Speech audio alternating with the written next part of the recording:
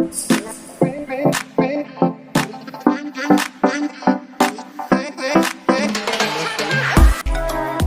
है आपका top tech education में।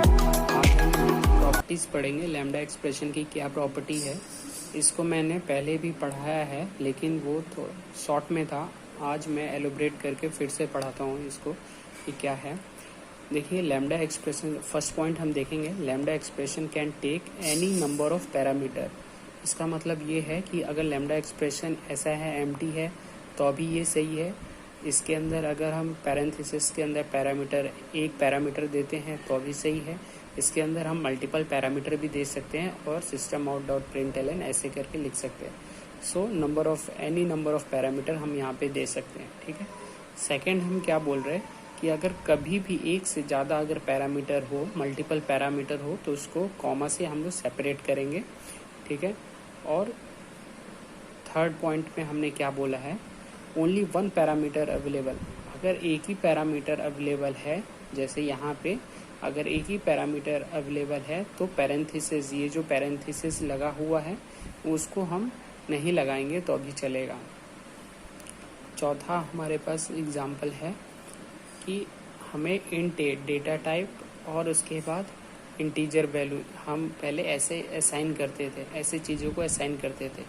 But usually we can specify the type of parameter, किस टाइप का पैरामीटर है ये हम लोग असाइन करते थे, बताते थे हम लोग। If compiler expect the type based on context, अगर कंपाइलर समझ जाता है तो हम इस चीज़ को रिमूव कर देंगे। और इसी चीज़ को मैंने पिछले वीडियो में बताया था, इसे हम टाइप इन्फेरेंस कहते हैं।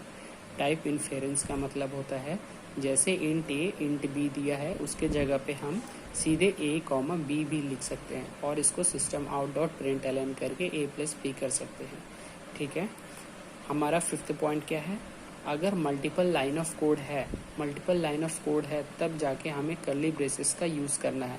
अगर एक ही लाइन का कोड है तो अगर हम कर्ली ब्रेसेस का यूज़ नहीं करते हैं तो अभी ये हमारा कोड रन करेगा, परफेक्टली रन करेगा। और यहाँ पे आते हैं दोस्त, एक और पॉइंट है, सिक्स पॉइंट।